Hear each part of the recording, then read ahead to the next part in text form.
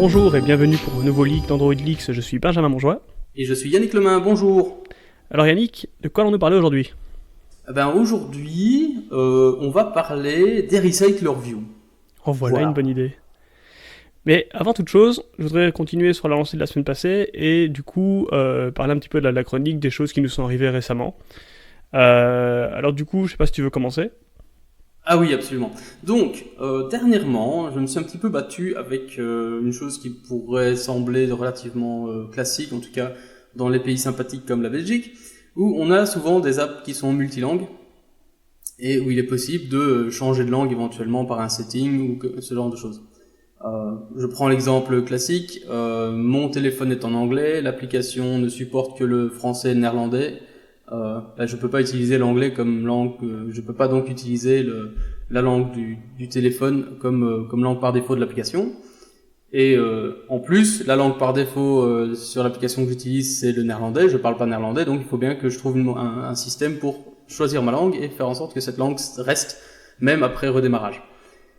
Il s'avère que dernièrement, on est arrivé sur une espèce de problème sur Android 7 et API 24 qui faisait que de temps en temps, il y a l'app qui pétait un câble et qui était à moitié en néerlandais, à moitié en français, ou bien alors qui passait du français au néerlandais, enfin en fait qui passait du français à la langue par défaut sans vraiment crier gare. Et c'est assez problématique. Et après pas mal de creusage un peu partout, j'ai trouvé notamment un bug qui était ouvert sur le bug tracking chez Google, qui expliquait qu'en effet il y avait un bug qui était connu de par l'utilisation des configurations qui devaient être bien faites et surtout ne plus utiliser les méthodes qui étaient dépréciées. Mais le truc n'est pas très clair, ça reste assez cryptique et ça n'a pas encore tout à fait réglé mon problème.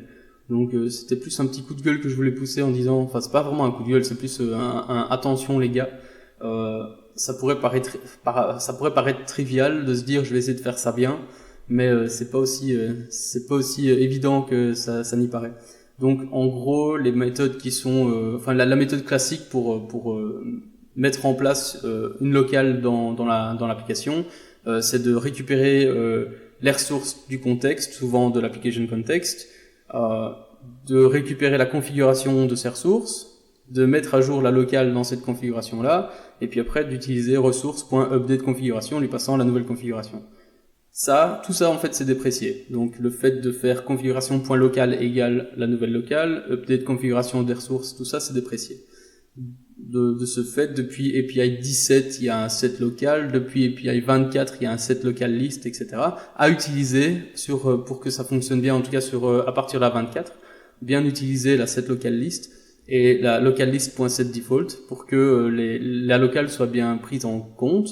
Par contre, il y a aussi un autre système qui permet de renvoyer un nouveau contexte avec la nouvelle configuration, qui est un peu difficile à utiliser parce que du coup ça veut dire que tu dois obligatoirement utiliser une espèce de context wrapper dans chaque activity, dans une activity base par exemple, dans une classe de base, dans la méthode attach context, tu peux alors utiliser un context wrapper dans lequel tu vas récupérer la langue que tu as sauvée quelque part dans une shared pref ou bien dans une base de données et la refoutre dans un nouveau contexte et tu lui balances ce nouveau contexte là. Et l'activité va utiliser ça va utiliser ce contexte de base si tu veux. Donc c'est un peu compliqué, c'est un peu prise de tête et malgré tout, ça ne change pas la locale de l'application context. Donc au final, tu te retrouves quand même avec des bribes un peu bizarroïdes, surtout si tu utilises le contexte de l'application pour récupérer des strings par exemple. Voilà. Je sais pas si c'est très clair. Mais c'est un problème qui n'est pas encore tout à fait résolu. Et voilà. Non mais c'est vrai que quand ils ont annoncé que Android 7 allait pouvoir gérer plusieurs locales et donc justement qu'on allait pouvoir mettre des langues par priorité, je trouvais ça vraiment une très bonne idée, mais c'est vrai que du coup le problème que tu remontes là est problématique. pour dire, c'est sûr, voilà. C'est un problème problématique celui-là. Voilà, exactement. Le fait qu'effectivement, maintenant, quand tu parlais de setter des local lists et tout ça, je suppose que c'est justement pour essayer de mimiquer un petit peu ce truc dans Android 7.0 Et du coup, voilà, je comprends que c'est pas simple, quoi. Bah, du coup, j'espère que tu trouveras une solution. Oui, c'est-à-dire que pour le moment, en fait, j'utilise les deux. Donc, je suis obligé d'utiliser le set local list, default, etc. pour que ça fonctionne bien sur les API 24 et plus. Mais je suis quand même obligé d'utiliser les méthodes dépréciées pour que l'application context soit correctement changé et que tout se passe comme il faut. Parce qu'il y a aussi un autre problème, c'est que si si ton processus de changement de langue, si tu veux, se passe dans une activity, l'activity en elle-même va pas être prise en compte. Donc c'est un petit peu bizarre, oui. Donc tout ça pour dire que c'est pas encore tout à fait au point. Et j'ai vraiment passé un paquet de temps là-dessus pour essayer de faire ça bien et pour ne plus utiliser les méthodes dépréciées. J'ai pas encore trouvé une bonne solution. Mais dès que je trouverai une bonne solution, je crois que je vais écrire un blog là-dessus. Peut-être que tu pourrais aussi écrire une librairie. Peut-être que je pourrais aussi Set écrire local une librairie. compact. Est-ce que ce sera utile? Est-ce que ce sera faisable? Je ne suis pas entièrement sûr parce que c'est peut-être un peu spécifique à chaque app et surtout, est-ce que tu as envie ou pas d'utiliser un context wrapper? Je ne suis pas sûr. Donc, peut-être, pourquoi pas. En tout cas, si je peux trouver un moyen d'écrire une librairie, ouais, je le ferai, sans aucun doute. Ok, super. Bah, du coup, pour moi, en fait, comme je te disais avant d'enregistrer le truc, c'est que pour l'instant, je travaille avec des média codecs, des média muxers, etc. Et les problèmes sont multiples. Et ça prend Attends, des média muxeurs, tu dis? Ouais, c'est un truc qui a été introduit en 4.3. Donc c'est Jelly Beans MR2. Et en fait, ça permet de prendre un audio et une vidéo et de le merger ensemble et d'en faire un nouveau fichier audio. Donc c'est un petit peu la réponse, enfin c'est pas une réponse mais c'est un petit peu comment faire de manière nativement ce qu'avant on utilisait FFmpeg pour. C'est pas très français ce que j'ai dit là. J'étais en train d'essayer de comprendre le FFmpeg pour. Voilà, c'est ça. Non, bah donc, je sais pas si. Donc, pour ceux qui ont déjà traité de la vidéo, souvent ce qui était conseillé, c'est de compiler FFmpeg pour Android. Il y a quelques. FFmpeg, voilà, c'est ça. FFmpeg. Ouais. Oui. FFmpeg. Donc, ouais, pour ceux qui ne savent pas, FFmpeg, c'est un logiciel libre qui permet notamment de faire des traitements sur des fichiers audio, vidéo, séparer du son, merger du son, rajouter une image, des genres de choses. Un watermark sur une vidéo, par exemple. C'est ce genre de choses que FFmpeg permet de faire assez facilement. Et.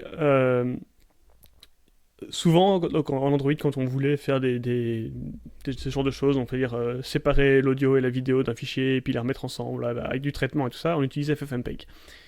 Le problème d'FFmpeg, souvent, c'est que la façon dont il était utilisé, il était compilé pour Android.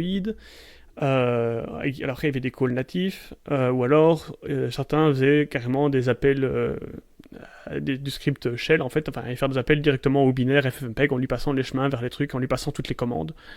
Donc il existe des librairies que vous trouverez sur GitHub qui font ça. Et pour avoir déjà compilé FFmpeg, je peux dire que c'est particulièrement pénible d'arriver à bien faire ce qu'on veut et d'arriver à mettre tous les trucs qu'on veut dedans, etc. Il faut quand même s'y connaître un petit peu. Et puis il faut bien choisir ses versions parce qu'il y a certaines versions qui vont pas être compatibles, etc. Et donc, bon, en tout cas, donc ça c'était ce que j'avais déjà fait une fois.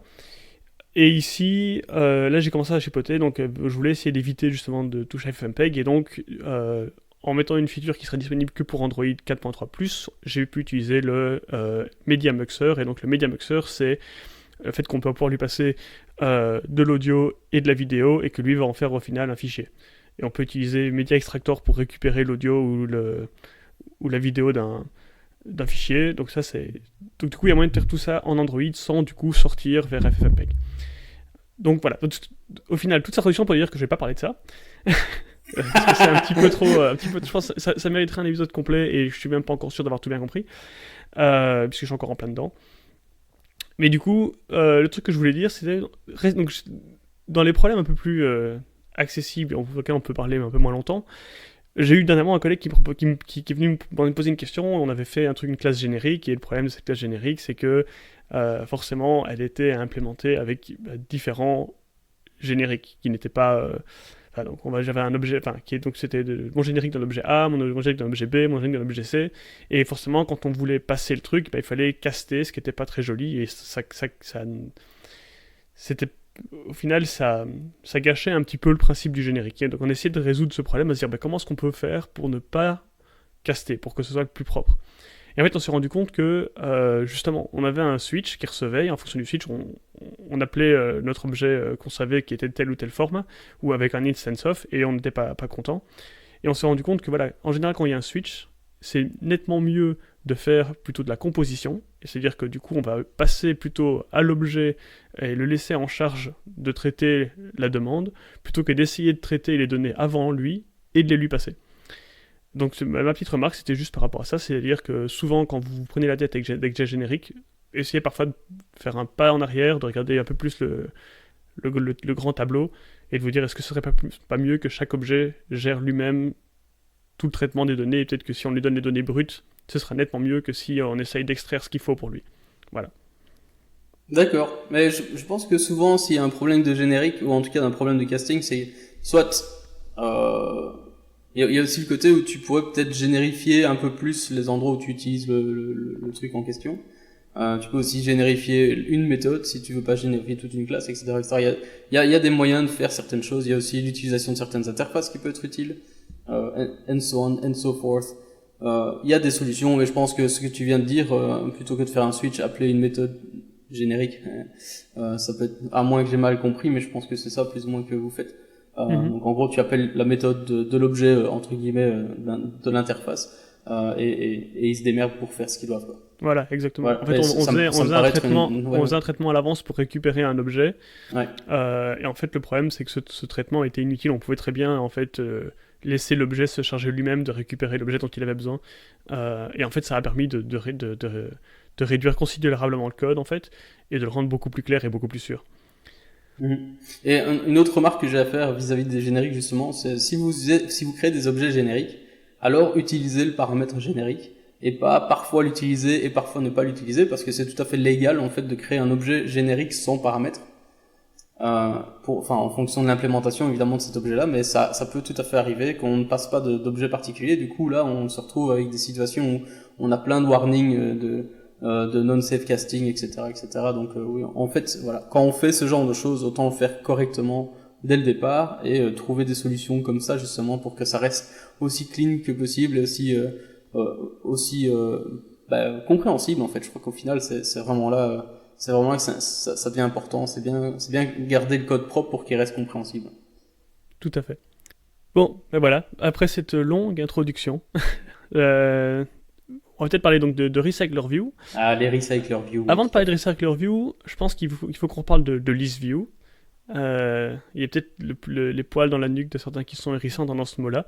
Moi, je crois que c'est important justement d'expliquer d'où ça vient, cette histoire. Je pense aussi, voilà. Donc, je te propose de nous expliquer, puisque j'ai déjà beaucoup parlé. Oh, le vilain.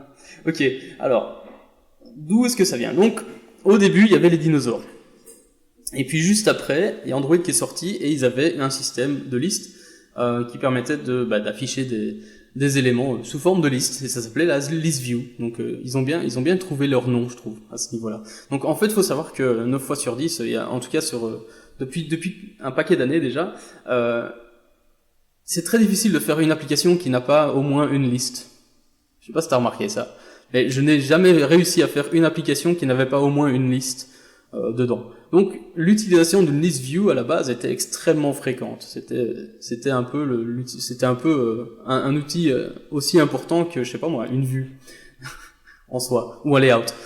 Donc la list view, elle permettait d'avoir un système avec un adapteur. Donc l'adapteur permettait de faire le mapping entre les données et une vue qui allait être affichée, donc l'élément de la vue qui allait être affiché.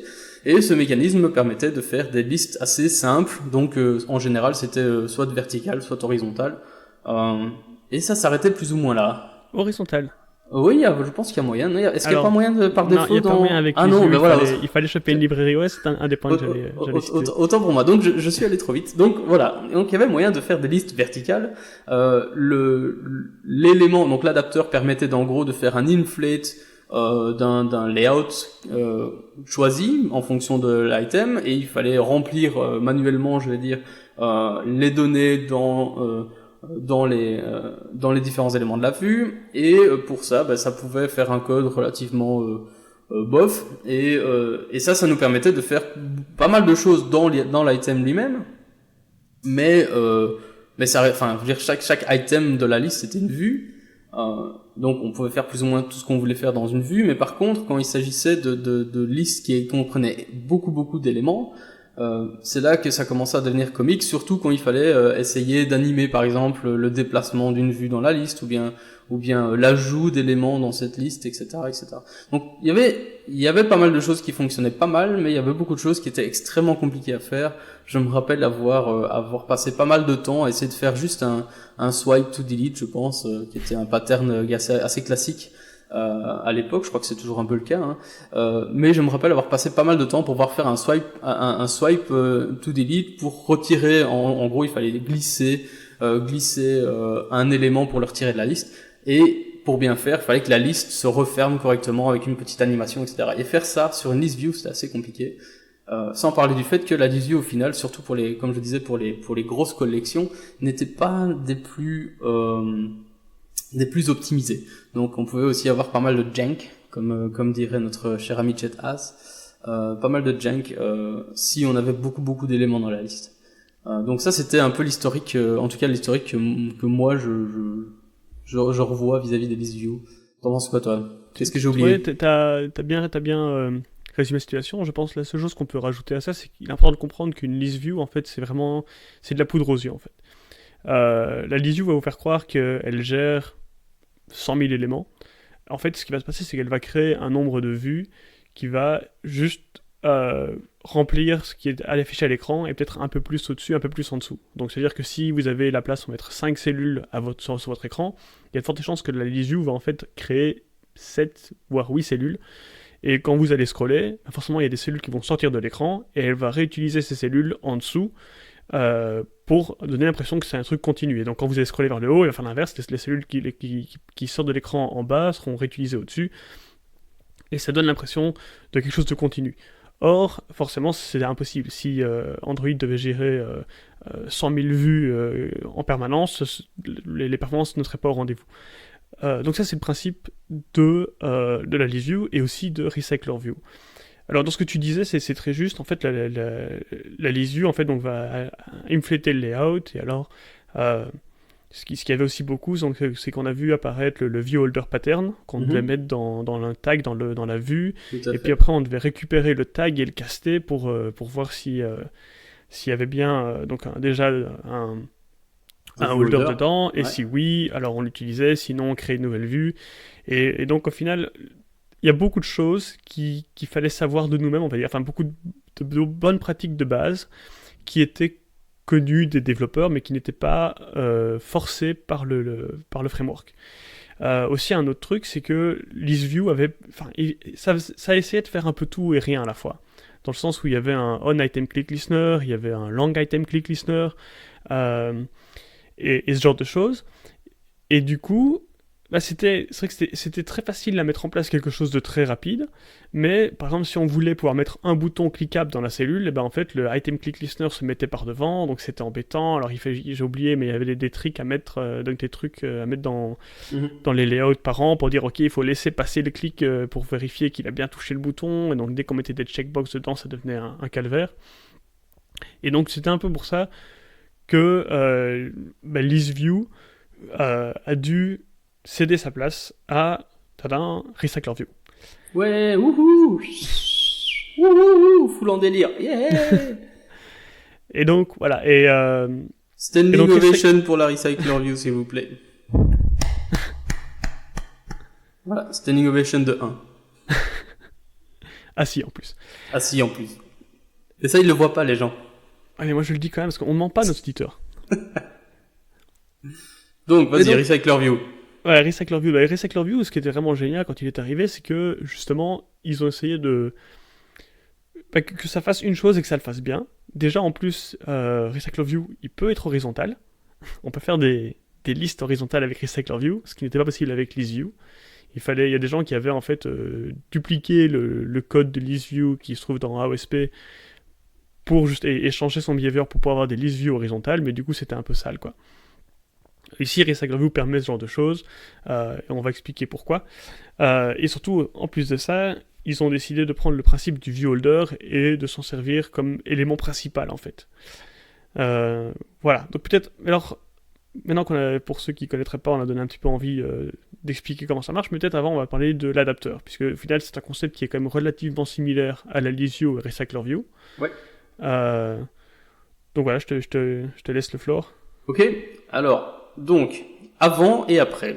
Avant, l'adapteur, on lui passait en fait un layout dès le constructeur. Si mes souvenirs sont bons, parce que j'avoue que ça fait un moment que j'ai pas fait de ListView.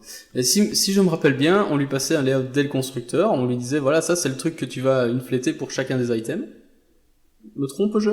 Alors tu avais certaines implémentations de l'adapteur de ListView qui pouvaient recevoir effectivement un truc, mais tu pouvais quand même par toi-même overrider les méthodes pour passer celui que tu voulais.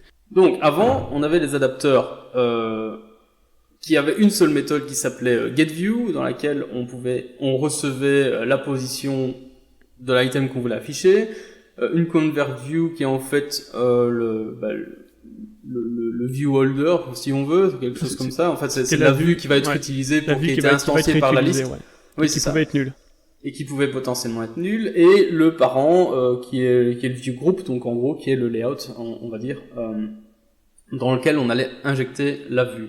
Donc ce qu'on faisait dans cette vue-là, dans le getView, on faisait tout. On créait la vue éventuellement, ou bien on réutilisait la vue, donc on récupérait le view holder, on allait faire le binding des différentes vues à l'intérieur de cette vue inflatée. Comment est-ce qu'on dit en français, inflatée? Gonflé. Gonflé, voilà. Dans l'intérieur de cette vue gonflée, on allait faire le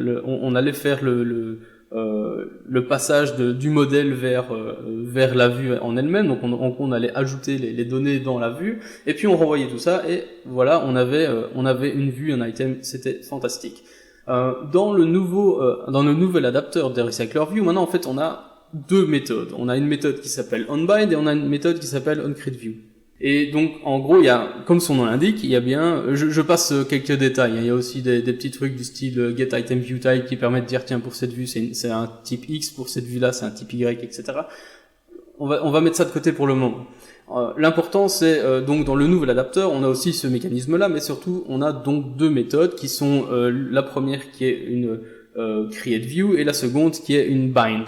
Donc la createView, son seul but dans la vie, c'est de générer une instance de la vue qui va être utilisée en fonction de la position, et le bind, ça va être son seul but dans la vie, c'est de faire le binding entre l'objet modèle à une position donnée et la vue et le view holder qu'on lui donne. Donc à quoi ça sert en fait de séparer un peu ça? Déjà ça permet de bien séparer les besoins. Donc ici, d'un côté, on s'occupe que de la création de la création de l'instance de cette vue. On va pas encore regarder, on va pas encore essayer de mettre des données dedans ou quoi que ce soit. On ne sait pas quand cette vue va être utilisée, et à la limite, on s'en fout. C'est pas la question. De l'autre côté, on va pouvoir se concentrer sur tout ce qui est, je vais mettre maintenant mes données dans mon view holder et je vais faire en sorte que toutes les données soient bien mises et que tout aille bien. Ça va permettre à la RecyclerView en fait de gérer les instances de vue et de recycler les instances de vue de manière plus simple, parce que là il va vraiment pouvoir faire du vrai recyclage de ces vues. Donc il va vraiment à tout moment, quand il en a besoin, dire ok, maintenant j'ai besoin d'une nouvelle instance de vue, donne-la moi, et plus tard je me démerderai pour t'appeler encore une fois avec cette instance là quand ce sera le bon moment pour que tu mettes des données dedans. Voilà. Donc en somme, c'est ça le gros avantage, c'est que grâce à cette mécanique et grâce à cette séparation de concerns, ça ne se dit pas en français non plus, c'est pénible le français où on peut pas parler comme il faut. Donc en gros, grâce à cette séparation de besoins, ça permet à cette RecyclerView d'être beaucoup plus optimisée et de justement, comme son nom l'indique, de recycler les vues. Voilà. Après, je veux juste te reprendre, t'as eu un petit abus de langage qui peut peut-être être confusant.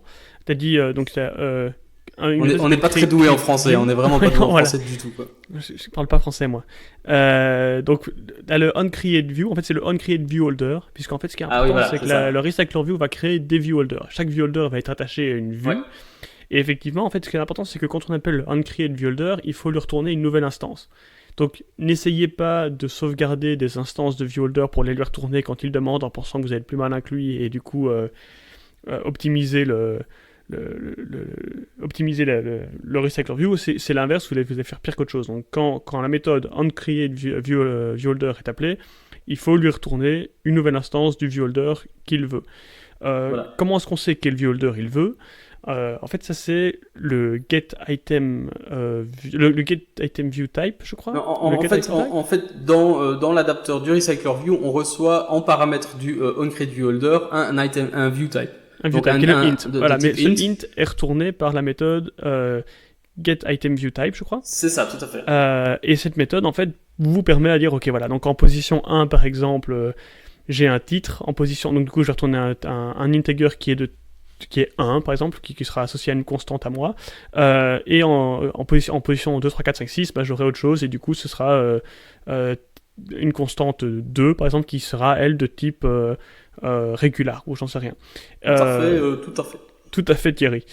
Et donc, en fait, un autre petit conseil, c'est qu'au lieu de retourner 1 ou 2, etc., vous pouvez aussi passer r.layout. Donc, c'est plus facile comme ça, du coup, si vous lui retournez r.layout, je sais que vous avez des entiers qui sont uniques. Donc vous n'avez pas forcément besoin de vous-même créer 1, 2, 3, 4, parce que le problème quand on fait ça, c'est que quand on étend l'adapteur, on a tendance à aussi retourner 1, 2, 3, 4, et là il y a tout qui se mélange. Donc quand vous retournez des viewtypes, c'est pas toujours faisable, mais quand c'est faisable, pensez à retourner le r.layout, parce que lui il est unique, on le sait. Alors ensuite, du coup, le viewholder sera là derrière pour englober votre vue, et dans le viewholder, ce qui va se passer, c'est que vous allez faire des find view item. Find view item. Find view by ID, voilà, find view by ID, qui seront du coup faits qu'une seule fois et qui permettront d'être plus efficaces. Ensuite, comme Yannick l'a très bien dit, on a le onBind viewholder. Et donc le onBind viewholder va recevoir le viewholder que vous lui passez et vous dira aussi à quelle position il veut le mettre. Donc pour récupérer les données qui sont liées à la position en question et les mettre dans le viewholder. Un autre petit conseil, c'est au lieu de vous servir du viewholder comme bête accès à vos vues, pensez souvent à créer une méthode bind ou quelque chose comme ça, à laquelle vous allez passer les données et laisser le viewholder mettre les données au bon endroit. Ça vous évitera d'avoir quelque chose de beaucoup plus complexe dans l'adapteur et donc laisser le viewholder s'occuper d'assigner les valeurs aux vues. Absolument d'accord. Voilà. Absolument d'accord. Tout à fait, tout à fait.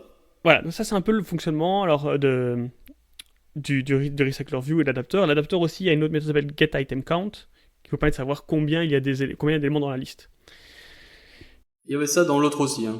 Oui, dans l'autre aussi. Alors du coup, la différence qu'il y a entre une liste view et un recycler view, donc on parlait du fait qu'on peut la mettre horizontale ou verticale, mais pas juste, on peut aussi la mettre en grille, ou alors il y a certaines grilles qui sont avec des cellules qui n'ont pas la même taille, ce genre de choses, et pour ça vous allez lui passer un layout manager.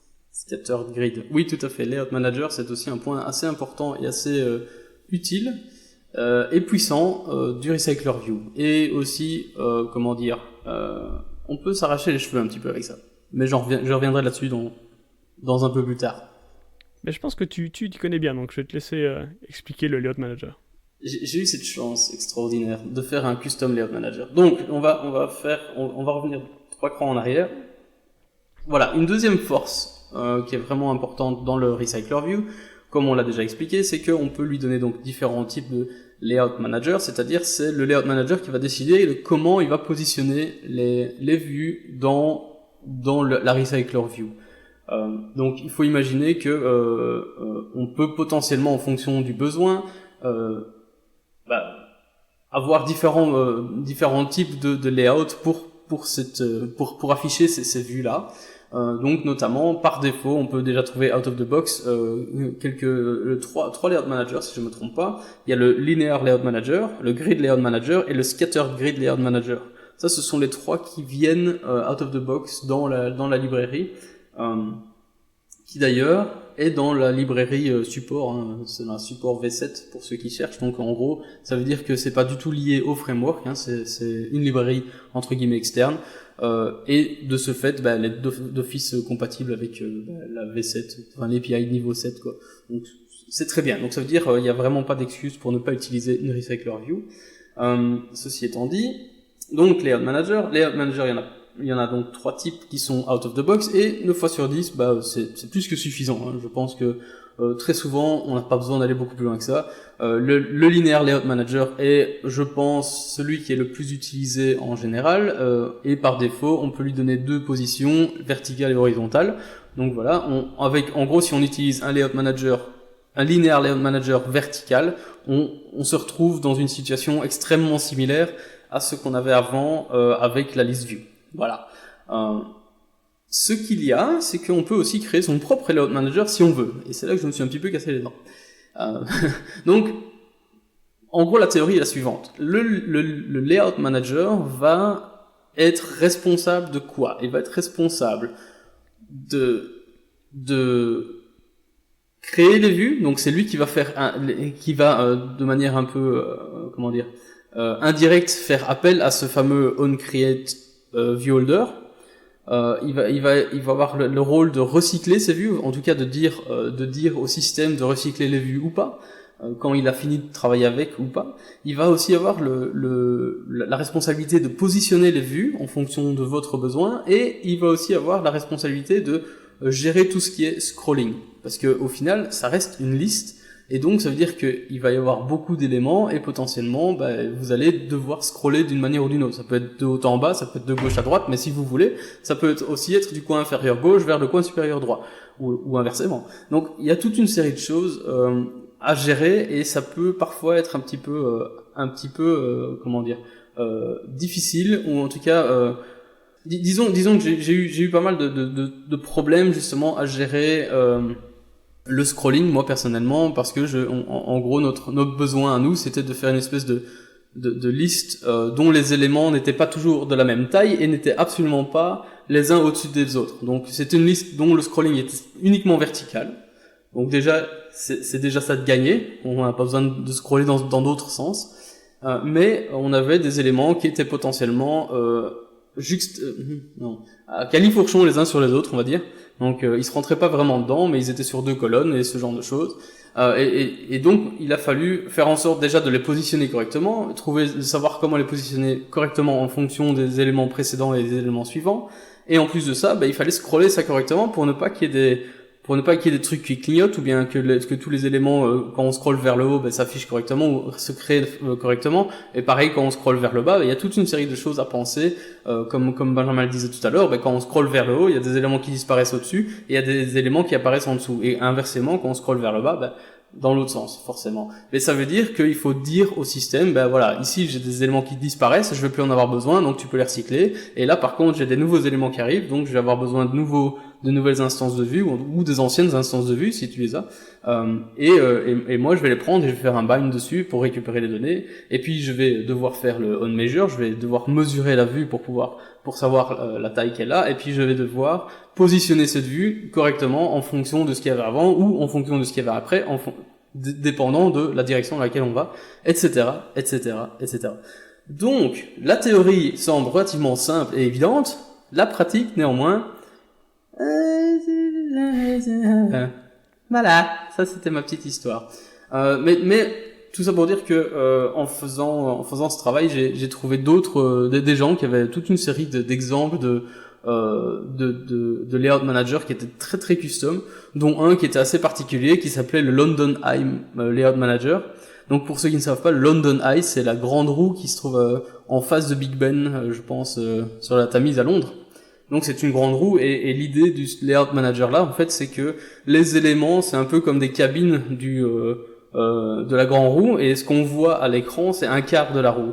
Et donc quand on scrolle vers le haut, on voit la roue qui tourne, donc les éléments de la cabine qui tournent comme sur un arc de cercle, et inversement, quand on scrolle vers le bas, ça tourne dans l'autre sens.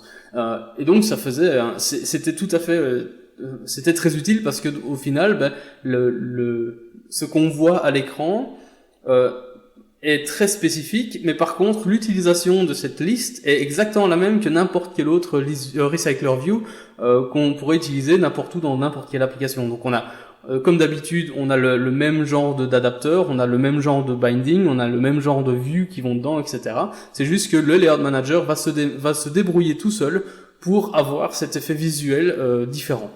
Donc c'est du travail, mais c'est extrêmement puissant si on a besoin de faire un custom layout manager. Et le fait d'avoir tous ces patterns fait en sorte qu'au final, on se perd jamais. Donc, quel que soit le layout manager qu'on utilise ou quel que soit le type d'effet qu'on va faire, ben on va toujours utiliser les mêmes choses de la même manière. Donc, l'adapteur va être le même, les view holders vont être les mêmes, etc., etc. Voilà. Je pense que tu as bien résumé. L'important, c'est la force, en fait, la force du layout manager qui fait qu'on peut en fait facilement changer le layout manager tout en gardant toute la même logique ailleurs. Et Recycler View, la magie, Recycler View va faire ça pour nous. Je pense que voilà, ce que tu viens de dire là, bon après le gars visiblement c'est un grand malade. Hein. Alors je dirais pas qu'il y a de bons ou de mauvais layout manager. Non, donc voilà, du coup ça m'intéresse, j'irai voir parce que j'ai vraiment envie de savoir à quoi ça ressemble. Enfin, tu l'as bien représenté, je pense, mais j'ai quand même envie de voir ça en pratique. Voilà, donc en tout cas, effectivement, ça c'est la force de layout manager, bah, c'est qu'on peut facilement changer d'un linear layout vers un grid layout manager, et au final, ça va passer de l'un à l'autre sans aucun problème, et le reste du code va être tout à fait identique. Et donc c'est là que c'est vraiment bien foutu, quoi. D'ailleurs, je vais aller un petit peu plus loin. Donc, comme je disais, non seulement l'utilisation de la liste est exactement la même, c'est-à-dire qu'on a notre layout manager, on a notre adapteur plutôt avec nos objets modèles qui vont dans l'adapteur, etc. Nous, dans notre application, on va en fait quand on change de vue, donc on a en gros une vue qui peut être affichée de deux façons différentes. D'une façon, ce sera une bête liste, et de l'autre façon, ce sera une liste un peu spéciale qui utilise ce layout manager magique. Et donc, pour changer de liste, enfin pour changer de type de vue, de type de liste, si vous voulez, il y a deux choses qui changent. C'est on va changer le layout manager en live dans la Recycler View. Donc, on va simplement dire maintenant, on va faire un set layout manager de new layout manager XYZ. Donc, pendant que l'application tourne, ça va tout seul. Et la deuxième chose, c'est qu'on va aussi dire à l'adapteur, maintenant t'es en mode X ou t'es en mode Y. Simplement comme ça, il va, si besoin, parce que nous on en avait besoin, il va dans le onCreate viewholder, on va créer un viewholder ou l'autre en fonction du type de vue. Donc, en gros, on avait un booléen à deux endroits pour faire en sorte que ce truc change de manière instantanée sans avoir sans avoir besoin d'avoir deux listes dans le layout, dont une qu'on cache, l'autre qu'on fait apparaître, etc., etc. Donc ça a simplifié énormément les choses. Ça nous a permis de faire en gros, c'est un énorme c'est un gros refactoring qu'on a fait d'une vue qui était extrêmement custom avec un scroll layout et un scroll view plutôt, et toute une série de vues bizarroïdes qui étaient dedans. C'était extrêmement difficile à maintenir. C'est pour ça qu'on a pris la décision de faire un refactoring et de passer à un custom layout manager pour ça. Et vraiment, on a bien fait. Autant difficile ce fut pendant la conception que maintenant qu'on doit faire un changement dans cette vue un petit peu bizarre. C'est extrêmement simple parce que maintenant chaque vue est un viewholder comme n'importe quel autre viewholder, et tout est très très simple et beaucoup plus clair aussi parce que l'ancienne vue a été faite il y a quand même pas mal d'années avec les compétences qu'il y avait à ce moment-là, et très peu de modifications et très peu de documentation aussi, et du coup dès qu'il fallait faire un changement là-dedans, c'était un petit peu, personne n'ose y toucher parce que personne ne sait comment ça marche. Donc maintenant au moins on utilise des patterns qui sont assez connus, qui sont clairs, et même le code du layout manager en lui-même, je pense, est suffisamment clair que pour être repris par quelqu'un qui n'a pas spécialement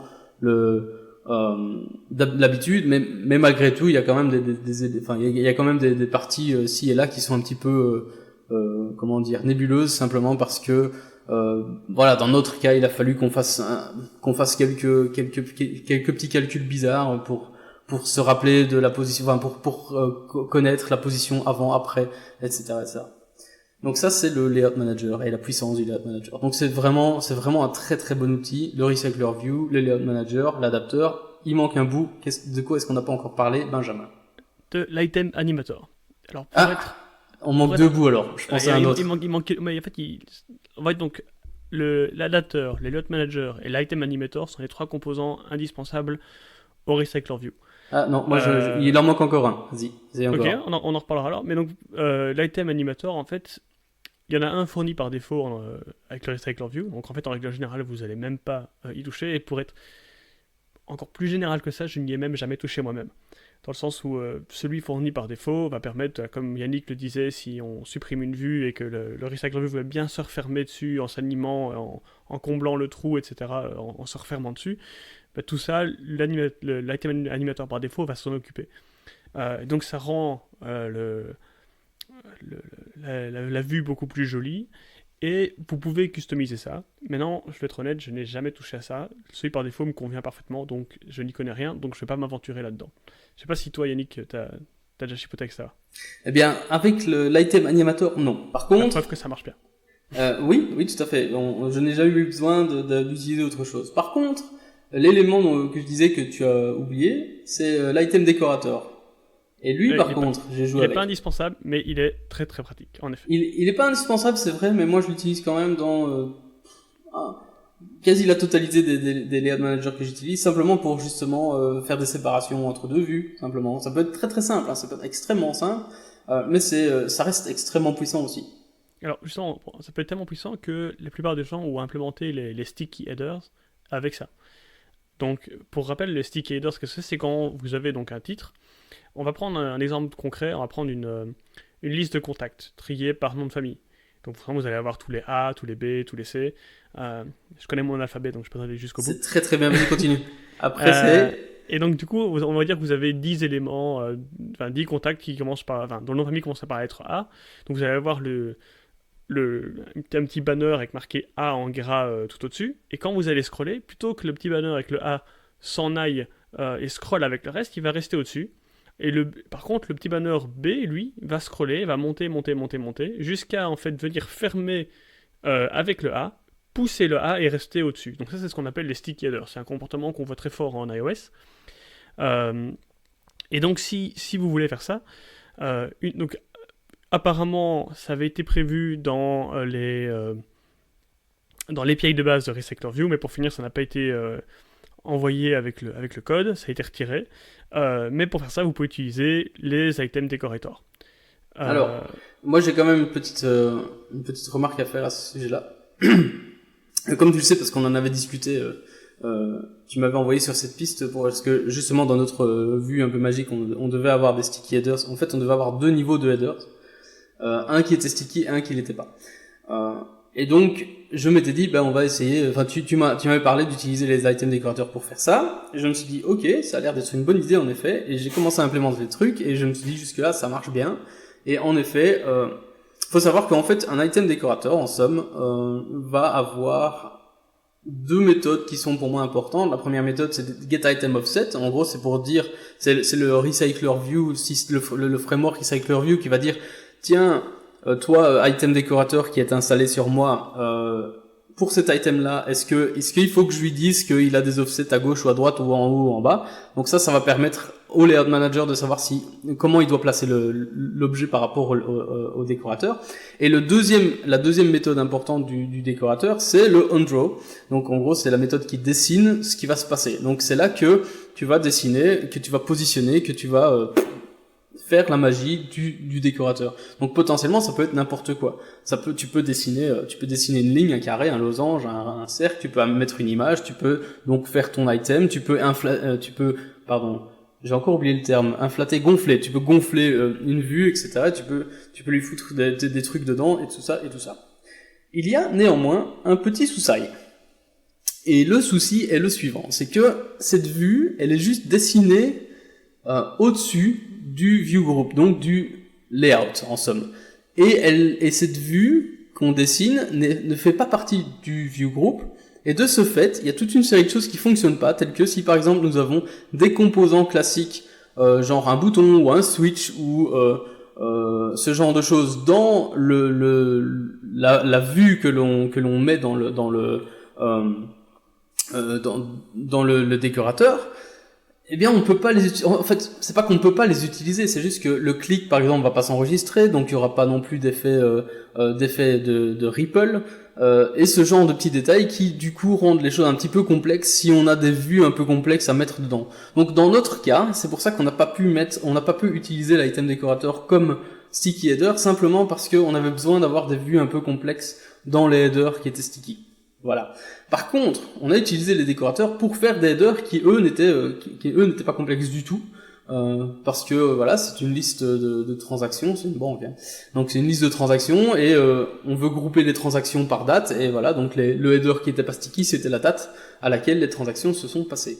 Et pour ça, on utilisait un décorateur. Par contre, on avait un autre truc, comme j'ai expliqué, la vue un peu spéciale, elle est sur 2 colonnes, donc à gauche c'est les transactions qui sont positives, donc on a reçu de l'argent, et à droite c'est des transactions qui sont négatives, donc on a dépensé de l'argent.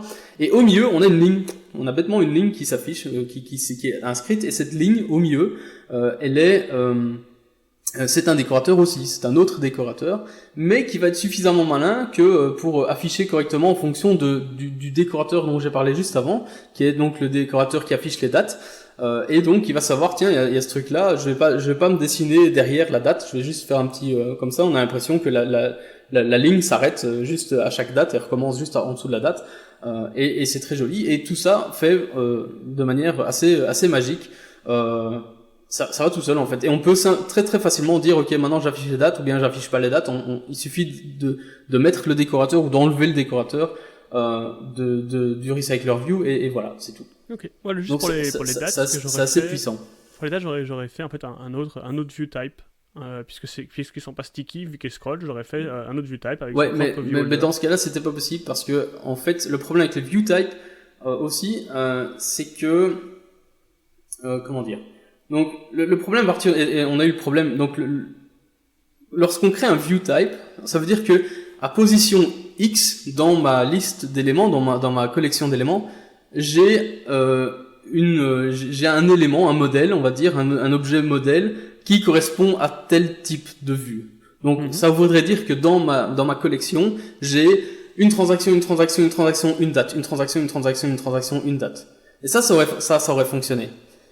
Et c'est beaucoup plus compliqué si on n'a pas ce genre de structure dans le modèle. Donc par exemple, pour rajouter justement les sticky headers qui eux ne sont techniquement pas inclus dans le modèle, on a déjà dû faire toute une série de trucs et astuces pour que le compte d'éléments qui représente vraiment le modèle inclut le compte de header aussi. Donc c'est pas toujours évident. Donc si on rajoute en plus des headers supplémentaires comme ça veut dire qu'il faut complexifier cette logique-là. Donc c'est pour ça qu'on a préféré mettre les dates dans un décorateur, parce que ça restait très simple en fait à mettre en place, et ça nous permet aussi de les enlever très facilement sans devoir modifier notre modèle. Et parce que le header de sticky était beaucoup moins, je veux dire, imposant entre guillemets, dans le sens où il y en avait beaucoup moins, ça s'affichait beaucoup moins souvent. Donc dans notre cas, on en avait maximum 2. On sait qu'on n'avait pas une logique très complexe à mettre en place pour ça, donc on s'est permis de le mettre en place dans ce cas-là, et en plus aussi parce que on avait des boutons, on avait d'autres composants un peu réactifs entre guillemets dans les headers. Donc c'est pour ça en fait, c'est d'où toute la décision en fait. Donc techniquement oui, tu as raison, je suis d'accord avec toi. Si j'avais pu faire autrement, j'aurais alors transformé mon modèle pour que tous les éléments soient dedans. C'est encore la solution la plus simple, mais c'est pas toujours faisable. Et donc ici, on a simplement décidé d'utiliser un autre système avec des view ID, si on veut, des header ID plutôt. Donc en gros, on va vérifier si l'élément précédent header ID est le même que l'élément suivant, ou est différent de l'élément suivant header ID. À ce moment-là, on sait qu'il y a un header entre les deux.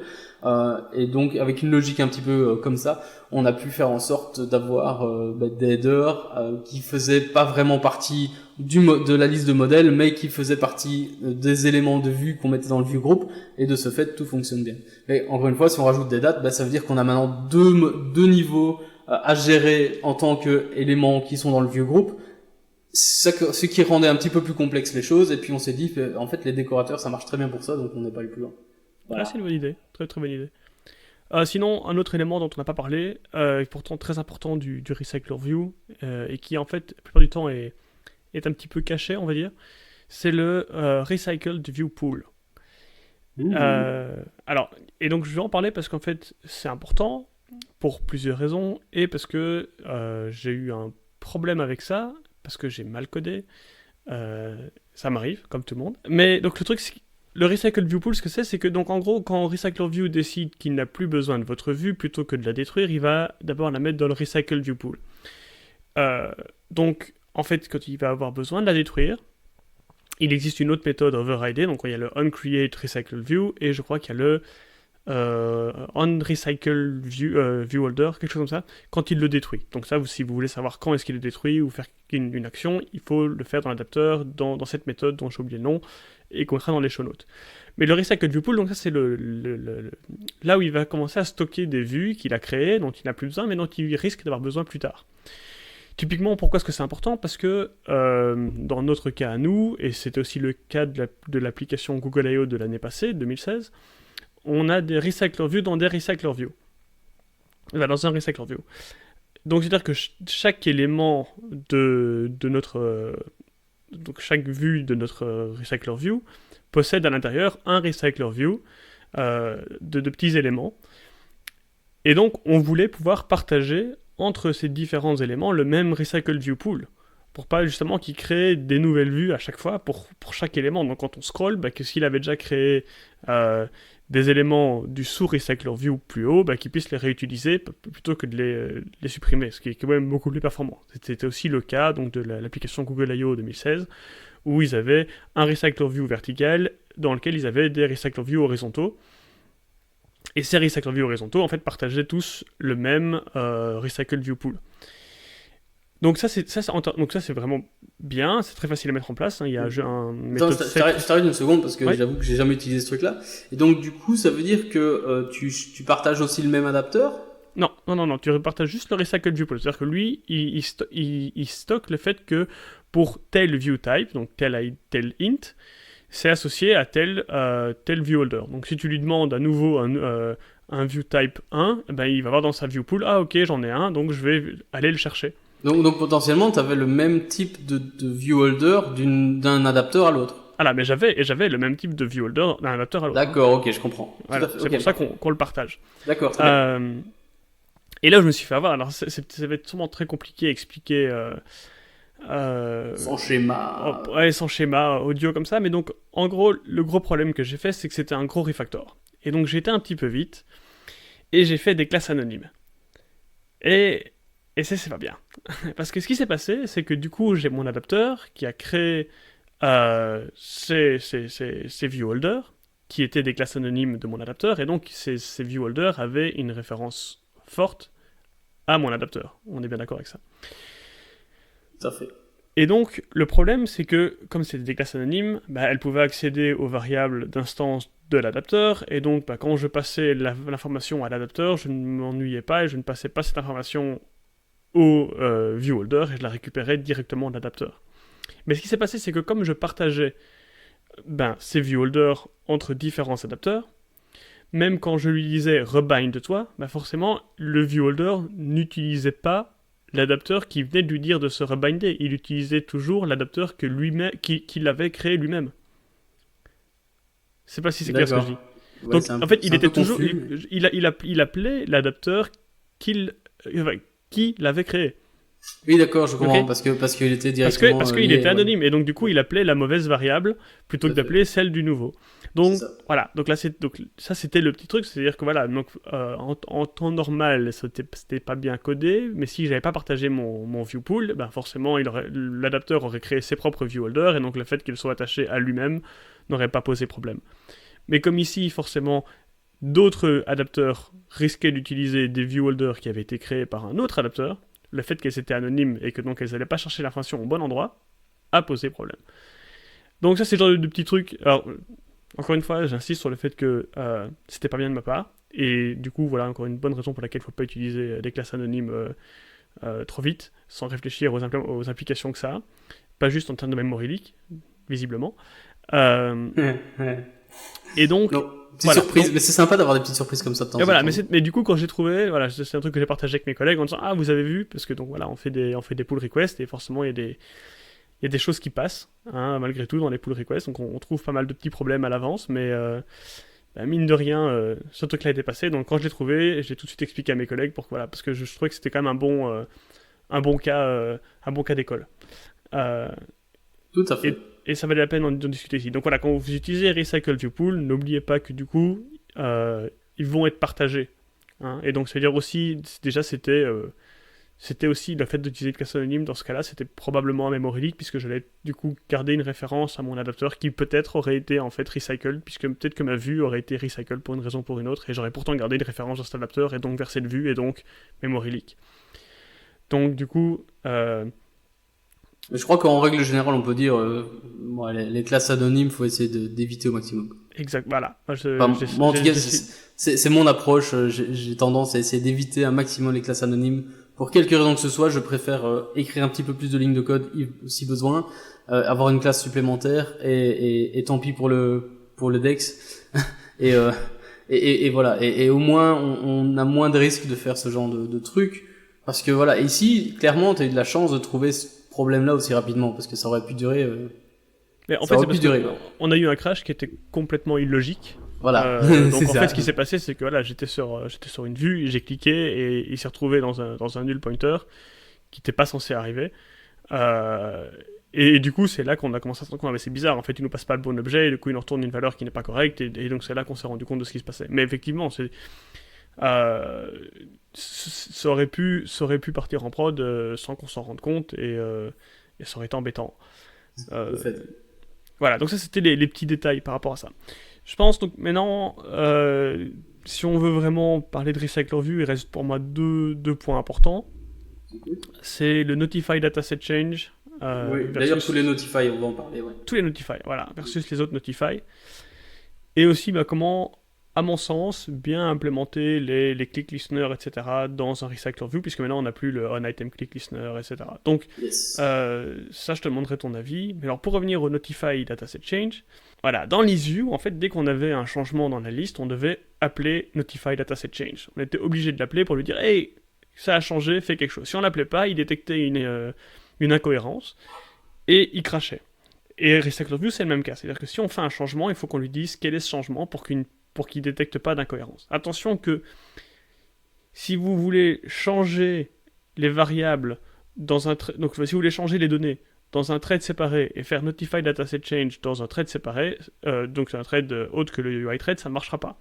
Ces deux vont ensemble. Donc si vous changez les données, vous devez faire un Notify Dataset Change et vous devez changer les données dans le UI thread. Donc n'essayez pas de dire « Ah, je vais changer les données dans une async task et dans le onPostExecute faire le Notify Dataset Change ». C'est pas une bonne idée, ça va vous retomber dessus. Voilà, ça c'était le petit truc. Alors après, maintenant aussi, avec Recycler View, même principe, mais maintenant, en plus de Notify Dataset Change, qui est relativement peu performant... en fait, il faut dire pourquoi aussi, parce que le Notify Dataset Change, ça veut dire, il y a quelque chose dans mon dataset qui a changé, démerde-toi. Et donc, ce qu'il allait faire, c'est qu'il allait redessiner tout en fonction de la position dans laquelle tu étais. Il allait en gros recréer toutes les vues, parce qu'il savait pas ce qui avait changé. Voilà. Après, il y a quand même quelques trucs, par exemple, c'est que si on passe à Recycler View set stable ID true, on peut lui dire voilà, tu as des stable ID. Alors là, il faut qu'on retourne. Il y a une méthode qui s'appelle le getItemID, je pense, qui doit retourner des ID séparés, enfin des ID différents pour chaque élément. Ce qui est souvent le cas. Hein. Donc si on prend par exemple une liste de news, par exemple, ou d'articles, en général, les articles ont des ID, donc on sait facilement retourner ces ID-là. Même si on fait un Notify Dataset Change, si le Recycler View a des ID stables, en fait, il ne va pas forcément tout redessiner. Alors qu'avant, je parlais de la list view. Hein. Ah, de la list view, ok, ouais. Sur la list view, le Notify Dataset Change, en gros, il disait, voilà, il y a quelque chose qui a changé, toi, tu es obligé de tout redessiner. Voilà, c'est ça. Recycler View, c'est le même principe, sauf qu'il y a le set stable ID true qui fait que, du coup, là, si vous retournez le truc, il va permettre d'éviter potentiellement de redessiner des trucs dont il n'a pas besoin. Que j'ai jamais utilisé d'ailleurs, c'est intéressant. Voilà, ça marche pas trop mal. Maintenant, le problème de ça, c'est que c'est pas magique. C'est-à-dire que, comme tu le disais, si lui, il était à la position 2, et qu'en fait, vos éléments ont bougé et maintenant sont à la position 10, lui, il va quand même dessiner les éléments qui sont censés se trouver à la position 2. Donc, il saura pas qu'il y a des trucs qui ont été ajoutés et il vous laissera pas au bon endroit. Alors pour vous laisser au bon endroit, vous devez utiliser les autres Notify. Alors Notify, il y a Notify Item Changed, Notify Item Inserted, Notify Item Removed, et Notify Item Move aussi, et Range Changed. Et puis après, il y a les range. Notify Item Range Change, Item Range Inserted, etc. Je crois que tu les as tous dit plus ou moins. Et là, je pense que j'ai tout dit. Ouais. Et donc, quand on leur passe cela, le gros avantage, c'est que lui, il est capable de comprendre, ok, donc c'est-à-dire que là, on a ajouté 5 éléments au-dessus, ben donc du coup, si j'étais à l'élément 2, ben, en fait, maintenant, je sais que je suis à l'élément 7, et donc j'ajoute les trucs, et donc la liste va pas bouger, mais il saura qu'il a ajouté des trucs au-dessus. Je tiens à préciser que Benjamin fait beaucoup de mouvements avec ses bras. Voilà, c'est tout ce que je voulais dire. Je sens le retour de fouet de l'épisode précédent, là. Pas du tout. Pas du tout. Donc, Notify Dataset truc. Voilà, donc du coup, Notify Dataset Change, plus on peut l'éviter, mieux c'est. Et donc, plus vous pouvez être précis avec vos changements. Donc, par exemple, si j'ajoute un élément à la fin de ma liste et que du coup, je dis Notify Item Inserted à la dernière position, et ben du coup, lui, il saura qu'il doit juste à ce moment-là venir rajouter une vue à cet endroit-là, et il ne devra pas redessiner tout le reste, ce genre de choses. Donc, ce sera beaucoup plus performant. Donc, si vous pouvez essayez d'utiliser ça un maximum. Oui, c'est ça. Oui, vas-y. Non, j'allais dire, pour avoir joué beaucoup avec les Custom Layout Manager, je peux vous dire que ça fait une grosse différence, en fait, et on se rend compte à quel point, et ça aussi, il faut quand même réfléchir un petit peu au niveau du Layout Manager, quand on fait ce genre de choses. Il faut qu'on puisse, si on nous dit, ok, il y a quelque chose qui a été inséré à position machin, ben, il faut que nous, on puisse gérer ça comme il faut. Et du coup, on se rend compte à quel point c'est important d'appeler ce genre de méthode-là pour justement réduire l'overhead, hein, simplement. Il n'y a rien à faire. Ça reste de la génération, ça reste de la création d'instances, ça reste de la manipulation d'objets, et donc voilà, c'est des trucs qui se passent en mémoire. On a besoin du CPU, on a besoin de ressources, donc ça prend du temps, tout ça. Voilà. Et donc en plus de ça, donc si vous utilisez ces méthodes-là, donc pas Notify Dataset Change, mais les autres, Notify Item Change, ce genre de choses, le Item Animator va être capable justement d'animer les changements. Et donc ce sera beaucoup plus joli. Donc s'il y a un truc qui est inséré, ben, il va écarter de vue pour insérer celle au milieu, ce genre de choses. Donc du coup, en fait, vous y gagnez, autant visuellement qu'en performance, etc. Par contre, parfois on a des gros datasets, et c'est pas toujours évident de savoir ce qui a changé entre deux datasets. C'est vrai. Et pour pallier à ce problème, depuis AppCompat 24.2, enfin du moins en tout cas depuis la support librairie 24.2, il me semble que c'est dans AppCompat et pas dans support V4. Voilà, à vérifier. C'est V7, c'est probablement AppCompat, je sais pas. Voilà, sur AppCompat V7, ils ont introduit Diffutils. Diffutil, pas Diffutils, il n'y a pas de S, Diffutil. Et Diffutil, en fait, c'est une méthode c'est une classe qui doit être étendue et qui a 4 méthodes. Première méthode, c'est la taille de l'ancienne liste. La deuxième méthode, c'est la taille de la nouvelle liste. La deuxième méthode, c'est est-ce que les éléments sont les mêmes. Et ensuite, la quatrième méthode, c'est est-ce que le contenu est le même. Et en fait, ce truc-là va vous retourner un résultat. Donc, vous pouvez très bien en fait appeler diffutil dans un thread séparé. Par contre, il faudra appliquer le résultat. Donc, il faut faire result.dispatch, je crois, un truc comme ça, et passer l'adapteur. Et lui va appeler en fait tous les notify inserted, notify move, notify change, etc. pour vous. Mais ça, il faut l'appeler évidemment dans le main thread. Notamment, c'était ce dont j'ai parlé au début de l'épisode précédent, avec les curseurs. Donc voilà, ne vous faites pas avoir. Parfois, on est obligé d'utiliser ce genre de choses, mais rappelez-vous que les curseurs, quand on a une très très très grande liste et qu'on fait trop d'appels dessus, en fait, ils chargent quand même tout en mémoire. Donc si on n'a pas assez de mémoire, ça pète.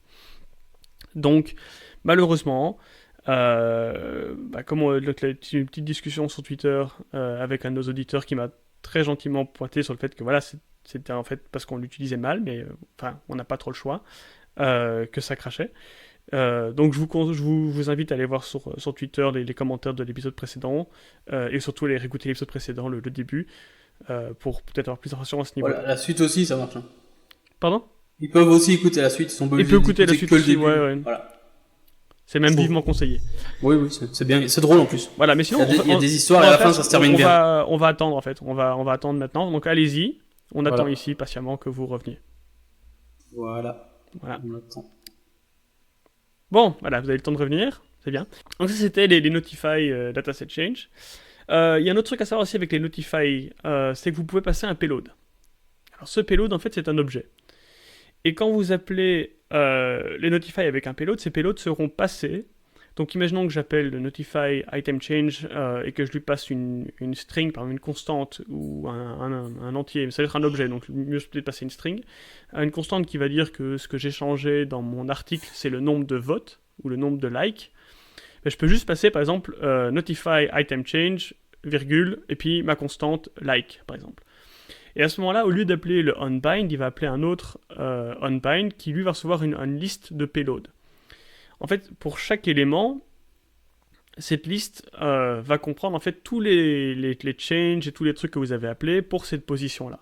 Donc du coup, vous pouvez regarder, ok, est-ce que ma liste est différente de nul ou empty, et est-ce qu'elle contient mon objet vote. Si oui, alors vous savez que vous n'avez besoin que de changer la valeur de vote des votes dans votre binder, dans votre onBind, enfin dans votre method bind. Et potentiellement l'animer par exemple. Ce qui fait que du coup vous aurez beaucoup plus de contrôle et ce sera plus performant. Donc ça c'est le payload qu'on passe. Voilà, je pense que là on a fait le tour des je crois qu'avec tout ça on peut dire de manière indéniable que les recycler views c'est quand même balèze, l'air de rien. C'est un travail fantastique que l'équipe a fait, notamment Yigit Boyard qui a fait beaucoup de travail là-dessus. Qui a fait énormément de travail là-dessus. Et c'est un travail magnifique, ça a été très très bien réfléchi. Maintenant que ce soit clair, hein, c'est pas nouveau, donc c'est pas sorti l'année dernière, ça fait déjà quelques temps que c'est dispo.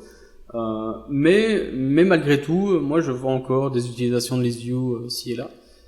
Donc ListView n'est pas mauvais en soi. Hein. Non, ListView n'est pas mauvais en soi, mais c'est quand même en fait, en règle générale, si on a une application avec peu de données, là ListView va faire très bien son travail.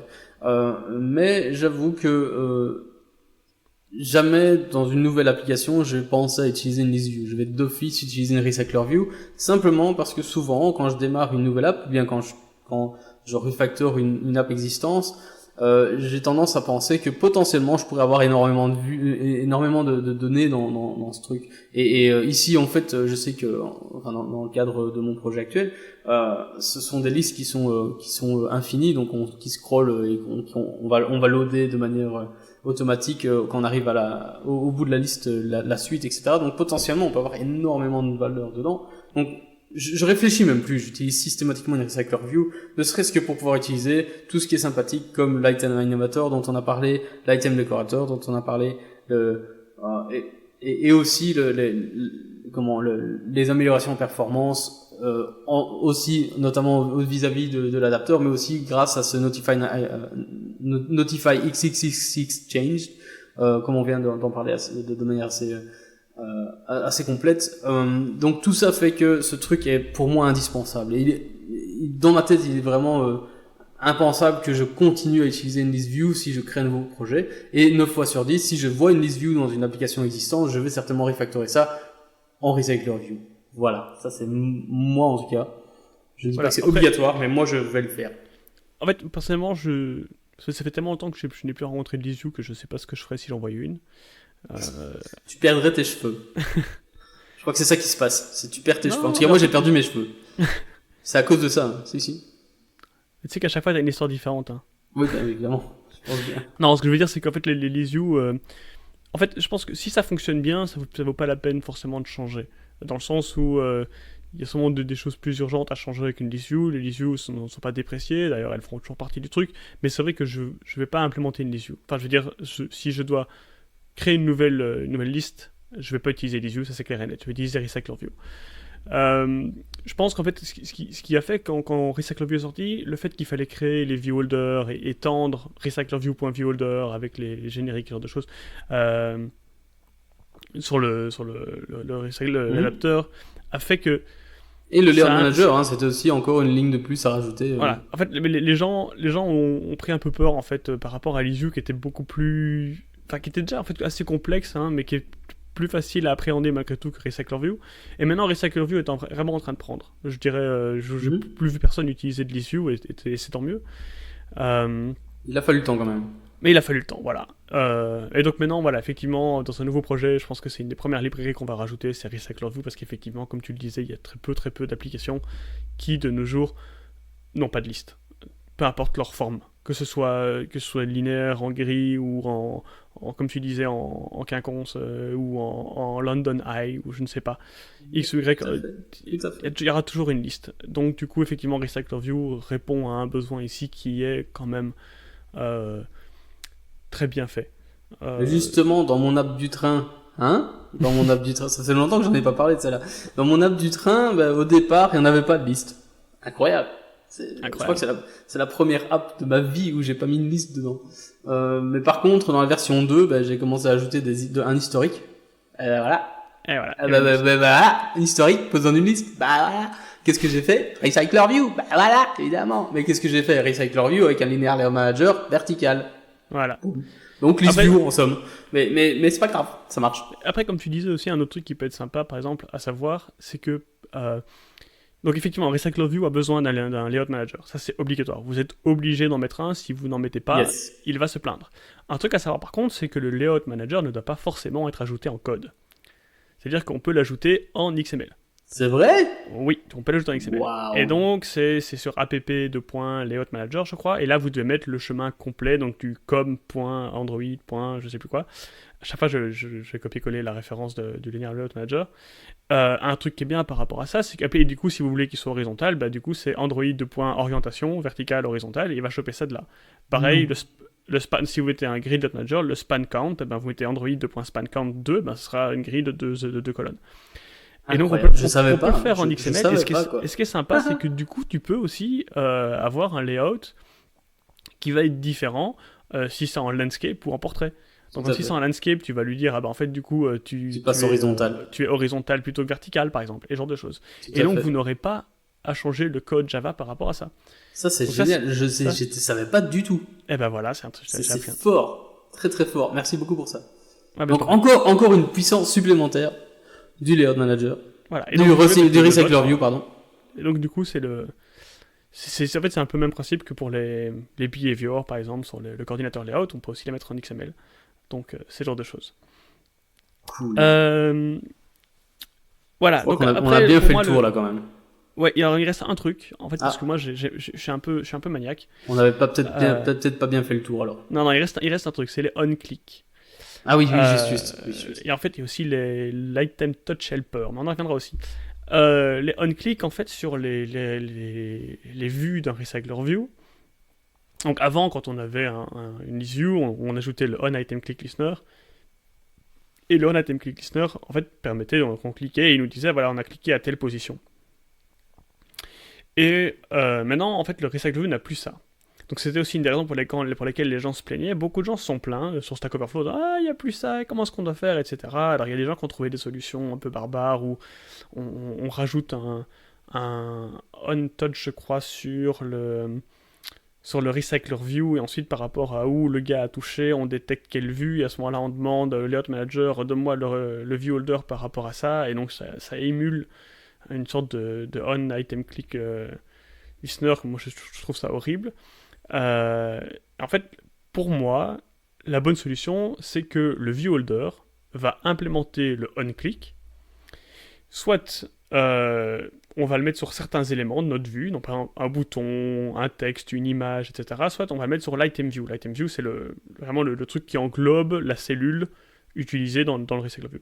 Et lui, du coup, va avoir une interface qui va être son propre on-click, et donc qui va recevoir dans son constructeur, et donc quand on va cliquer, il va appeler l'interface qu'il a reçue dans son constructeur et dire hey, on m'a cliqué à telle position. Et pour savoir quelle position il a été cliqué, il ne faut pas, quand on le bind, lui passer la position et sauvegarder ses positions. C'est très mauvais. Il faut faire get adapter position.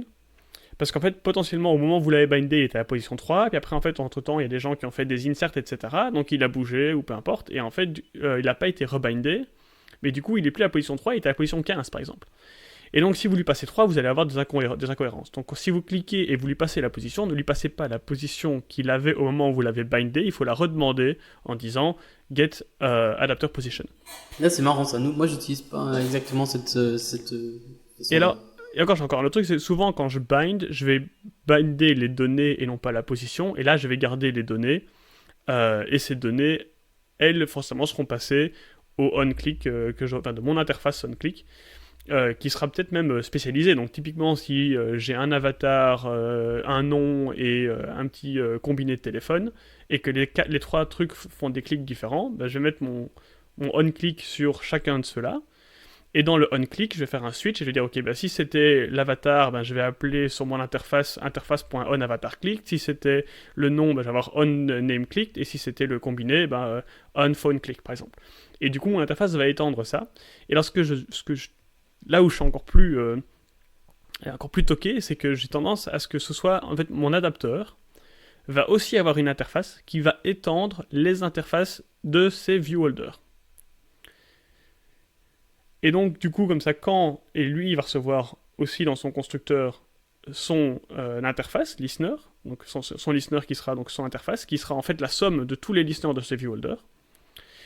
Et comme ça, l'adapteur n'expose pas son fonctionnement interne. Donc l'activité qui va créer cet adapteur, ou le fragment, ou peu importe, bah, du coup va juste étendre l'interface de cet adapteur, ne sera pas du tout conscient de tous les viewholders qui sont à l'intérieur, puisque tout ça sera complètement caché par le listener qui étend celle de l'adapteur.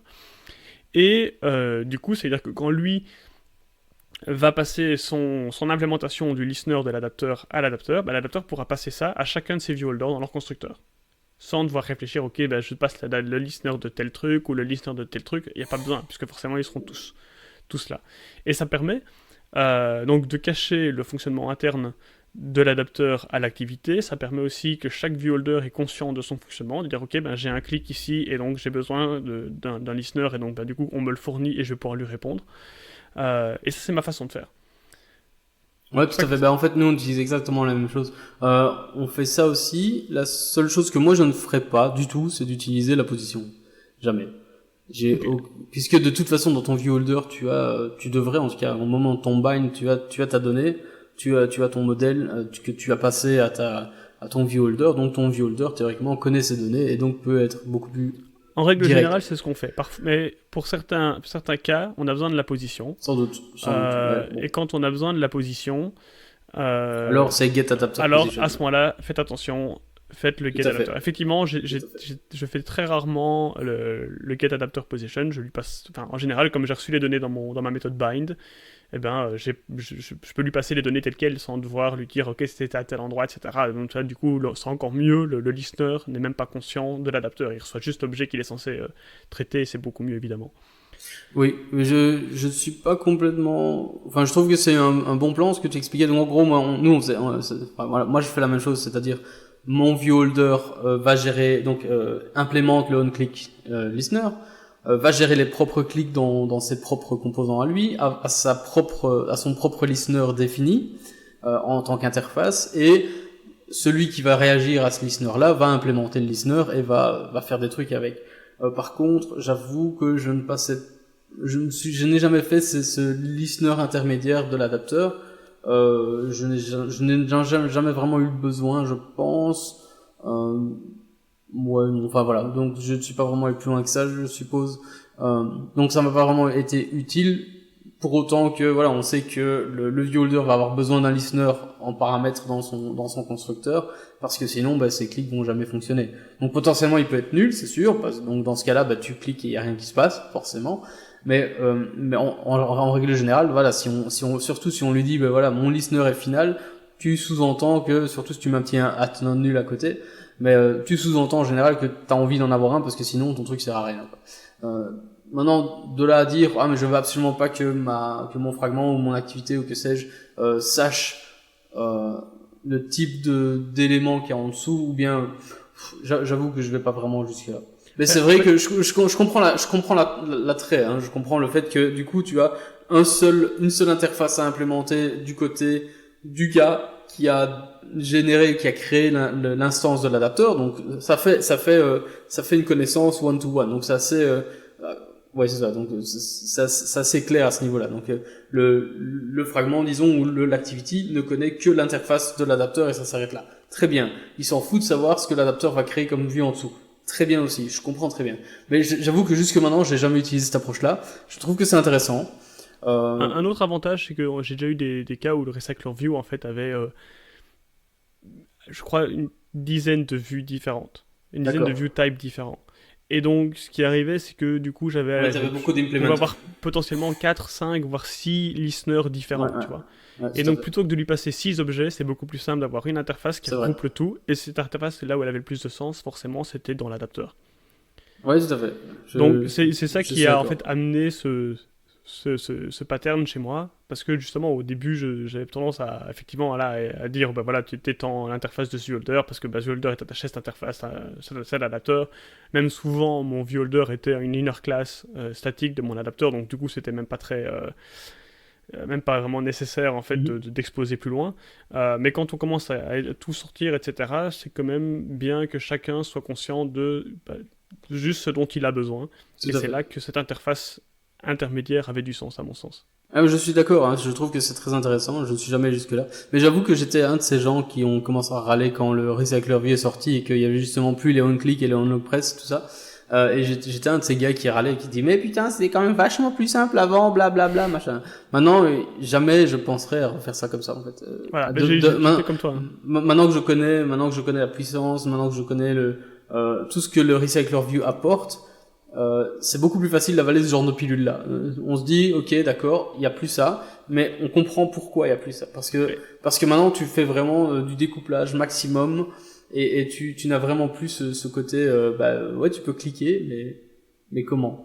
Et voilà, Là, surtout ça, moi le problème que j'avais, c'est c'est que ça. Item Click Listener, c'était vraiment bien Oui, quand tu voulais juste cliquer sur la cellule. c'est ça Et dès exactement. que tu voulais pouvoir cliquer à l'intérieur, je me C'était rappelle que compliqué, c'était à beaucoup plus chaque compliqué. fois, c'était la galère, et chaque fois, j'allais voir sur Internet, et encore maintenant, si je devais le refaire, je devrais retourner voir quels étaient les paramètres à passer à mon layout pour que enfin je puisse rattraper mon clic à C'est l'intérieur ça, de mes c'est ça. enfants. Euh, Tout à et je fait, me non, rappelle. il Et n'y a pas donc, de doute, il n'y a voilà, absolument pas de doute. C'est clair que à l'heure actuelle, avec l'expérience que j'ai avec les Recycler View, plus jamais je reviendrai en arrière. Et même à la limite, si vraiment pour une raison X ou Y, je devais absolument utiliser une list view, je pense que j'utiliserais quand même le même pattern de listener pour la gestion des clics, malgré tout. Simplement parce que ça me paraît beaucoup plus simple de faire ça comme ça pour avoir un maximum de flexibilité au final. tout à fait. Donc voilà, je pense que c'est encore je pense que c'est pas spécialement quelque chose qui était unique au Recycler View, c'est juste que le Recycler View nous a obligés à regarder un peu plus dans cette optique-là, et que de ce fait, ben, on se rend compte que c'est un pattern qui est en fait plutôt pas mal, et qui peut probablement être utilisé dans d'autres cas aussi. Bah, c'est un bête pattern, hein, le cas du listener, c'est rien de nouveau évidemment, mais voilà, ça marche bien, et voilà.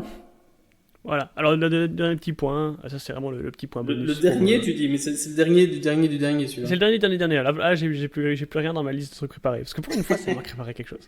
Ouais, moi Euh, j'ai rien foutu, moi je fais jamais rien. C'était le Item Touch Helper. Donc, l'Item Touch Helper, c'est une classe qui est fournie avec Recycler View et qui vous permet en fait de facilement faire le swipe to dismiss, notamment, et de bouger les éléments dans la liste. Donc, vous laissez appuyer sur un élément et après, on peut le bouger, etc. Et ça, c'est l'Item Touch Helper.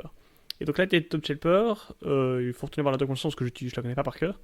Mais en gros, c'est un on-touch helper, je crois, qui vient se greffer sur Recycler View et qui en fait vous permet donc juste d'attacher ce on-touch helper sur le Recycler View et qui va vous, enfin juste vous devez étendre euh, deux méthodes, je crois, ou trois. Donc une qui permet de dire, par exemple, de quel côté on peut swiper. Donc est-ce qu'on peut swiper à droite, est-ce qu'on peut swiper à gauche, est-ce qu'on peut swiper à droite et à gauche. Et en haut et en bas aussi, du coup, si vous êtes horizontal. Et aussi, qu'est-ce qui se passe du coup quand on swipe et qu'est-ce qui se passe quand on delete, quand on bouge. Et du coup, là, c'est à vous à gérer le cas. Donc, si ça bouge, il faut que je change mon modèle, il faut que je lui dise, et je lui dise que les éléments ont bougé, mais lui vous facilite grandement la vie. Dire, voilà, en fait, la personne a essayé de bouger l'élément 10 à la position 5. Ou, voilà, l'élément a été swipé. Donc faites quelque chose. Et donc ce truc-là est très très très pratique en fait quand on veut implémenter une liste rapidement. Si on veut faire une liste des courses par exemple ou X ou Y, ça peut être un bon petit truc à savoir. Et petite anecdote, apparemment ça dérive de item decoration.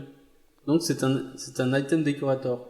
Ah ouais, Voilà, ok. petite info supplémentaire qui ne coûte rien et qui ne sert à rien non plus. Bah, ça m'étonne qu'à moitié, puisqu'effectivement, il redessine un truc qui flotte au-dessus de la liste, donc C'est ça, voilà. c'est ça. Mais moi, ça me paraît assez logique et c'est quand même vachement bien foutu ce truc. Moi, je dis vive les Recycler View. Merci Yigit et toute l'équipe. Yigit, si tu nous regardes, peace.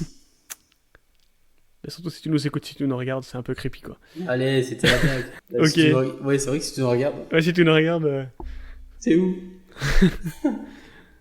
t'as rien Ok, eu à faire. Bon, Bon, en plus, il y a certainement rien de mieux à foutre. Bon, sur ces bonnes paroles. sur ces bonnes paroles, voilà, exactement. Donc là, j'ai fini tout ce que je voulais dire. Je pense que toi aussi, Ouais. par rapport à ça. Ouais. On va revenir par rapport à ce qu'on disait sur à la fin du dernier épisode aussi. Donc encore une fois, si vous l'avez pas écouté, allez-y. On sera effectivement bien au Android Makers à Paris le 10 et 11 avril. Donc Yes. venez nous voir. On aura peut-être des petits cadeaux. Ou peut-être pas. Ou peut-être pas. Hein? Mais Wink. qui sait? On Voilà. ne sait pas. Qui sait? C'est ça la question. Qui sait? En tout cas, on sera là, ça c'est sûr. Ce sera le plus gros on cadeau. sera là, on sera reconnaissable, on dit pas plus. Et J'ai une moustache. Pas du tout. Et donc on aura effectivement bien notre épisode live. Donc on ne sait pas encore exactement ce qu'on va dire, mais On sait juste que ça va parler d'Android et ça va être comique. voilà. Et ce sera probablement pas pire que ce qu'on fait maintenant. Donc voilà, si vous nous écoutez, il y a des chances que vous appréciez ce qu'on va faire. Ça veut pas dire grand chose. Ça. Non, mais ça veut jamais rien dire en fait. C'est ça qui est bien. Mais en tout cas, en tout cas, nous, on va bien se marrer, c'est sûr. Voilà. Encore un grand merci à l'organisation de Android Makers pour nous donner cette opportunité. Donc nous, on espère vous voir nombreux là-bas. Surtout n'hésitez pas à venir nous voir. Surtout n'hésitez pas à nous dire ce qu'on fait bien, ce qu'on fait pas bien, ce que vous avez envie d'entendre ou tout ça. Et ça, vous pouvez le faire là-bas et vous pouvez le faire aussi comment? Et si c'est ce qu'on fait pas bien, faites peut-être une petite liste parce que ça risque de prendre du temps. Hein. Oui. Et puis surtout, on n'aura peut-être pas envie de l'entendre. Non, je rigole. Mais par contre, si c'est ce qu'on fait bien et que ça prend 1 heure, n'hésitez pas. Hein. Ça fait toujours plaisir. Ouais, lancer des fleurs. Enfin, pas littéralement. Hein. Lancer des fleurs virtuelles. Je serai aussi normalement donc orateur lors de Android Makers. Là, je vais donner une conférence de 20 ou 30 minutes, je ne sais plus, sur comment démarrer en OpenGL quand on est développeur Android. Donc, qui se basera entre autres sur mon article que j'ai écrit. Que je vais mettre dans le show notes. Donc voilà, si ça vous intéresse de faire de l'OpenGL, je pense que ça peut être un bon début pour vous. J'espère que ce sera intéressant. Donc voilà, donc on sera là-bas. Comme disait Yannick, encore merci aux organisateurs. On sait qu'organiser ce genre d'événement, c'est un travail énorme. Et franchement, voilà, merci à eux de prendre le temps de faire ça. Surtout que c'est vraiment un événement qui est abordable, je veux dire, en termes de prix. Comparé à d'autres événements du genre. Donc voilà, ça vaut vraiment la peine, je pense, d'aller voir et de vous inscrire si c'est pas déjà fait. Bon, sur ces bonnes paroles, moi je vais dire, surtout n'hésitez pas à nous contacter dans tous les sens possibles et imaginables. Donc déjà sur le podcast en règle générale, sur Twitter @AndroidLeaks pour nous dire si ça va pas, ce que vous aimez pas. N'hésitez pas à nous faire des commentaires. Sur notre site web aussi, dont j'ai oublié l'URL, je crois que c'est androidleaks.com. androidleakspodcast.com.